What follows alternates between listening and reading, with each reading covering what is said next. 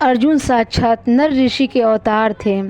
ये भगवान श्री कृष्ण के परम भक्त, सखा एवं प्रेमी थे तथा उनके हाथ के एक उत्तम यंत्र से उनको निमित्त बनाकर भगवान ने महाभारत युद्ध में बड़े बड़े योद्धाओं का संहार किया और इस प्रकार अपने अवतार के अन्यतम उद्देश्य भूभारण को सिद्ध किया।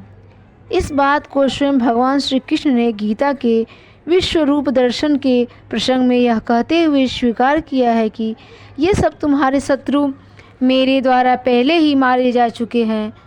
तुम्हें इनके वध में केवल निमित्त बनना होगा। इनकी भक्ति तथा मित्रता को भगवान ने गीता में ही आदि शब्दों में स्वीकार किया है, जिसे स्वयं भगवान अपना भक्त और प्यारा माने और उद्घोषित करे। उसके भक्त होने में दूसरे किसी प्रमाण की क्या आवश्यकता है। गीता के अंत में कर्ष्यते वचनम तो यह कहकर अर्जुन ने स्वयं भगवान के हाथ का यंत्र बनने की प्रतिज्ञा की है और महाभारत के अनुशीलन से इस बात का पर्याप्त प्रमाण भी मिलता है कि उन्होंने अंत तक इस प्रतिज्ञा का भली भांति निर्वाह किया। गीता से ही इस बात का भी प्रमाण मिलता है कि ये भगवान को अपना सखा मानते थे और उनके साथ बराबर का नाता भी रखते थे। श्री कृष्ण और अर्जुन अनेक बार भिन्न भिन्न स्थानों में महीनों साथ रहते थे और ऐसे अवसरों पर स्वाभाविक ही उनका उठना बैठना, खाना पीना, घूमना फिरना, सोना लेटना साथ ही होता था और ऐसी स्थिति में उनसे परस्पर किसी प्रकार का संकोच नहीं रह गया था। दोनों का एक दूसरे के साथ खुला व्यवहार था। अभिनेत्र हृदय भी दोनों का एक दूसरे के अंतपुर में भी निसंकोच आना जाना, उठना बैठना होता था। एक दूसरे से किसी प्रकार का पर्दा नहीं था। इस दोनों में कैसा प्रेम था, इसका वर्णन संजय ने धृतराष्ट्र को पांडवों का संदेश कहते समय सुनाया था। युद्ध के पूर्व जब संजय कौरवों का संदेश लेकर उपलब्ध में पांडवों के पास गए, उस समय श्री कृष्ण और अर्जुन को उन्होंने किस अवस्था में देखा, इसका वर्णन करते हुए संजय कहते हैं, महाराज, आपका संदेश सुनाने के लिए मैं अर्जुन के अंतपुर में गया। उस स्थान में अभिमन्यु और नकुल सहदेव भी नहीं जा सकते थे। वहां पहुंचने पर मैंने देखा कि श्री कृष्ण अपने दोनों चरण अर्जुन की गोद में रखे हुए हैं और अर्जुन के चरण द्रौपदी और सत्यभामा की गोद में है। जब पांडव जुए की शर्त के अनुसार वन में चले जाते हैं, उस समय भगवान श्री कृष्ण उनसे मिलने के लिए आते हैं। उस समय वे अर्जुन के साथ अपनी अभिन्नता का उल्लेख करते हुए कहते हैं, अर्जुन, तुम एकमात्र मेरे हो और मैं एकमात्र तुम्हारा हूँ। जो मेरे हैं वे तुम्हारे हैं और जो तुम्हारे हैं वे मेरे हैं। जो तुमसे द्वेष करता है वो मुझसे द्वेष करता है और जो तुम्हारा प्रेमी है वो मेरा प्रेमी है। तुम नर हो और मैं नारायण। तुम मुझसे अभिन्न हो और मैं तुमसे। हम दोनों में कोई अंतर नहीं है, हम दोनों एक ही तो हैं। अर्जुन श्री कृष्ण को कितने प्रिय थे तथा दोनों में कैसी अभिन्नता थी, इसका प्रमाण महाभारत की कई घटनाओं से मिलता है। जब अर्जुन अपने वनवास के समय तीर्थ यात्रा के प्रसंग से प्रभास क्षेत्र में पहुँचते हैं तो भगवान श्री कृष्ण उनका सदाचार पाते ही उनसे मिलने के लिए द्वारका से प्रभास क्षेत्र को जाते हैं और वहां से उन्हें रैवतक पर्वत पर ले आकर कई दिन उनके साथ वहीं बिताते हैं। रैवतक पर्वत से दोनों द्वारका चले आते हैं और द्वारका में अर्जुन श्री कृष्ण के ही महलों में कई दिनों तक उनके प्रिय अतिथि के रूप में रहते हैं और रात को दोनों साथ सोते हैं। वहाँ जब श्री कृष्ण को पता चलता है कि अर्जुन उनकी बहन सुभद्रा से विवाह करना पांडव पक्ष के चाहते हैं तो वे उनके बिना पूछे ही उनके लिए अनुमति दे देते हैं और उनसे हर कर ले जाने की युक्ति भी बतला देते हैं। इतना ही नहीं, अपना रथ और हथियार भी उन्हें दे देते हैं। एवं सुभद्रा हरण हो जाने के बाद जब बलराम जी इसका विरोध करते हैं तो उन्हें समझा बुझा कर मना लेते हैं और वहीं द्वारका में सुभद्रा का पाणिग्रहण हो जाता है। यही नहीं, खांडवदाह के प्रसंग में भगवान श्री कृष्ण इंद्र से यह वरदान मांगते हैं कि उनकी अर्जुन के साथ मित्रता उत्तरोत्तर बढ़ती ही जाए। खांडवदाह के प्रसंग में अर्जुन और श्री कृष्ण की अभिन्नता का एक और प्रमाण मिलता है। खांडव वन के भयंकर अग्निकांड में से मैं दानव निकल भागने की चेष्टा कर रहा था। अग्निदेव मूर्तिमान होकर उसे जला डालने के लिए उसके पीछे दौड़ रहे थे। उनकी सहायता के लिए भगवान श्री कृष्ण भी अपना चक्र लिए उसे मारने को प्रस्तुत थे। मैदानों ने अपने बचने का कोई उपाय न देखकर अर्जुन की शरण ले ली और अर्जुन ने उसे अभय वरदान दे दिया। अब तो श्री कृष्ण ने भी अपना चक्र वापस ले लिया और अग्निदेव ने भी उसका पीछा करना छोड़ दिया। मैदानों के प्राण बच गए। मैदानों ने उपकार के बदले में अर्जुन की कुछ सेवा करनी चाहिए। अर्जुन ने कहा, तुम श्री कृष्ण की सेवा कर दो, इसी से मेरी सेवा हो जाएगी। मैदानों बड़ा निपुण शिल्पी था। श्री कृष्ण ने उसे महाराज युधिष्ठिर के लिए एक बड़ा सुंदर सभा भवन तैयार करवाया। इस प्रकार अर्जुन और श्री कृष्ण सदा एक दूसरे का प्रिय करते रहते थे।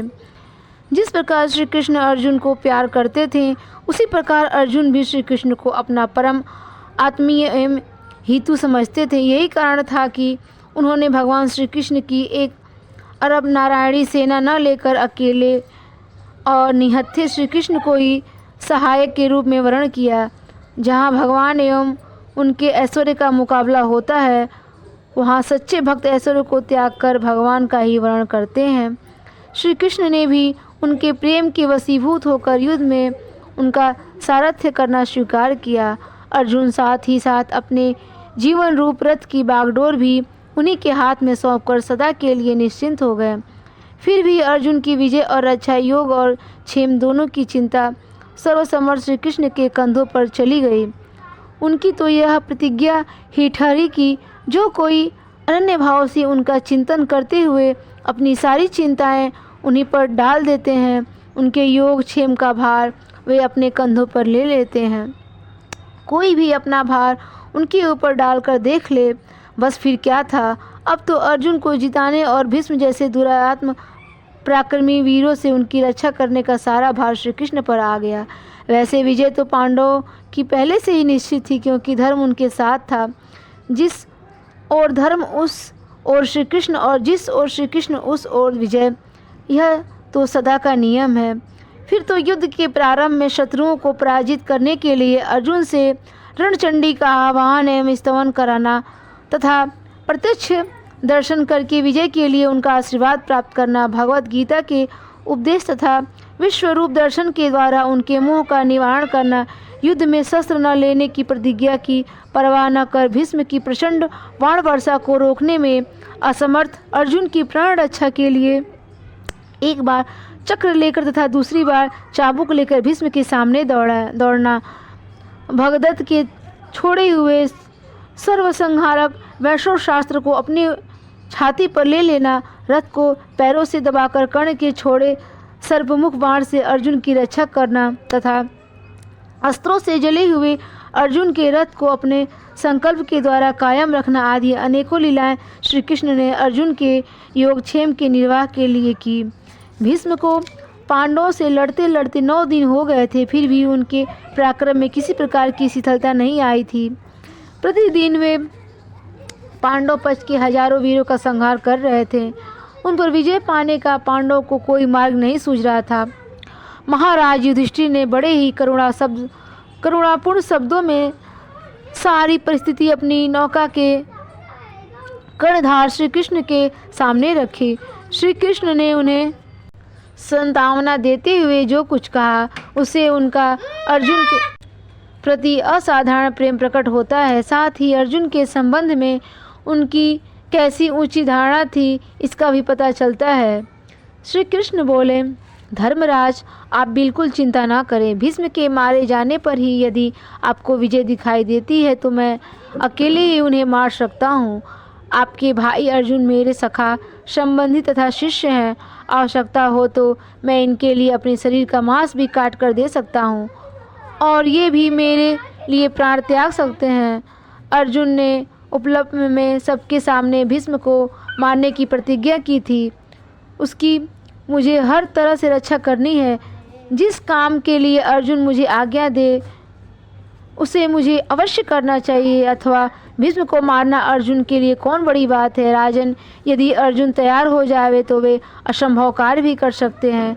दैत्य एवं दानवों के साथ संपूर्ण देवता भी युद्ध करने आ जाए तो अर्जुन उन्हें परास्त कर सकते हैं। फिर भीष्म की तो बात ही क्या, सच है भगवान जिसके रक्षक एवं सहायक हों वह क्या नहीं कर सकता। पुत्र शोक से पीड़ित अर्जुन अभिमन्यु की मृत्यु का प्रधान कारण जयद्रथ को समझकर दूसरे दिन सूर्यास्त से पहले जयद्रथ को मार डालने की प्रतिज्ञा कर बैठते हैं और साथ ही यह भी प्रतिज्ञा कर लेते हैं कि ऐसा न कर सका तो मैं स्वयं जलती हुई आग में कूद पड़ूंगा। योगक्षेम। इस वचन के अनुसार अर्जुन की इस प्रतिज्ञा को पूर्ण करने का भार श्री कृष्ण पर आ पड़ा था। अर्जुन तो उनके भरोसे निश्चिंत थे। इधर कौरवों की ओर से जयद्रथ को बचाने की पूरी चेष्टा हो रही थी। उसी दिन भाइयों तथा दुर्योधन आदि धृतराष्ट्र के कुमारों के साथ साथ उनकी शिक्षा दीक्षा का भार पहले कृपाचार्य को और पीछे द्रोणाचार्य को सौंपा गया। सुपुत्र के नाम से प्रसिद्ध कर्ण भी इन्हीं के साथ शिक्षा पाते थे। द्रोणाचार्य के सभी शिष्यों में शिक्षा, बाहुबल और उद्योग की दृष्टि से तथा समस्त शस्त्रों के प्रयोग, फुर्ती और सफाई में अर्जुन ही सबसे बढ़ चढ़ के थे। ये द्रोणाचार्य की सेवा भी बहुत करते थे। इनकी सेवा, लगन और बुद्धि से प्रसन्न होकर द्रोणाचार्य ने एक दिन इनसे कहा था कि बेटा, मैं ऐसा प्रयत्न करूंगा कि संसार में तुम्हारे समान और कोई धनुर्धर न हो। द्रोणाचार्य जैसे सिद्ध गुरु की प्रतिज्ञा क्या भी असत्य हो सकती है। अर्जुन वास्तव में संसार के अद्वितीय धनुर्धर निकले। जब पांडव एवं कौरव राजकुमार अस्त्र विद्या का अभ्यास कर चुके थे और गुरु दक्षिणा देने का अवसर आया, उस समय गुरु द्रोणाचार्य ने अपने शिष्यों से कहा, तुम लोग पांचाल राज द्रौपद को युद्ध में पकड़कर ला दो, यह मेरे लिए सबसे बड़ी गुरुदक्षिणा होगी। सबने प्रशंसा से गुरुदेव की आज्ञा स्वीकार की और उनके साथ अस्त्र शस्त्र से सुसज्जित होकर रथ पर सवार होकर द्रुपद नगर चढ़ाई कर दी। वहां पहुंचने पर पांचाल ने अपने भाइयों के साथ इनका मुकाबला किया। पहले अकेले कौरवों ने ही इन पर धावा किया था, परंतु उन्हें पांचाल से हारकर लौटना पड़ा। अंत में अर्जुन ने भीम और नकुल सहदेव को साथ लेकर राजा द्रुपद पर आक्रमण किया। बात की बात में अर्जुन ने द्रुपद को धर दबाया और उन्हें पकड़कर द्रोणाचार्य के सामने खड़ा कर दिया। इस प्रकार अर्जुन के पराक्रम की सर्वत्र धाक जम गई। पांडव द्रौपदी के स्वयंवर का समाचार पाकर एक चक्रा नगरी से द्रुपद नगरी की ओर जा रहे थे। रास्ते में उनकी गंधर्वों से मुठभेड़ हो गई। अर्जुन ने अपने अस्त्र कौशल से गंधर्वों के छक्के छुड़ा दिए और उनके राजा अंगरपड़ को पकड़ लिया। अंत में दोनों में मित्रता हो गई। द्रौपदी के स्वयंवर में अर्जुन ने वह काम करके दिखला दिया जिसे उपस्थित राजाओं में से कोई न कर सका था। दुर्योधन, साल्व, जरासंध एवं शल्य आदि उनके महाबली राजाओं तथा राजकुमारों ने वहां पर रखे हुए धनुष को उठाकर चढ़ाने की चेष्टा की, परंतु सभी असफल रहे। अर्जुन ने बात में उठाकर उस पर रौदा चढ़ा दिया और लोगों के देखते देखते लक्ष्य को भी भेद दिया। उस समय अर्जुन ब्राह्मण के भेष में अपने को छिपाए हुए थे, अतः उन्हें ब्राह्मण समझकर समस्त राजाओं ने मिलकर उनका पराभव करना चाहा, परंतु वे अर्जुन और भीम का बाल विवाह न कर सके। उस समय अर्जुन और कर्ण का बाण युद्ध और भीम एवं शल्य का गदा युद्ध हुआ, परंतु अर्जुन और भीम के सामने उनके दोनों ही प्रतिद्वंदियों को नीचा देखना पड़ा। खांडवदाह के समय भी अर्जुन ने अद्भुत पराक्रम दिखलाया था।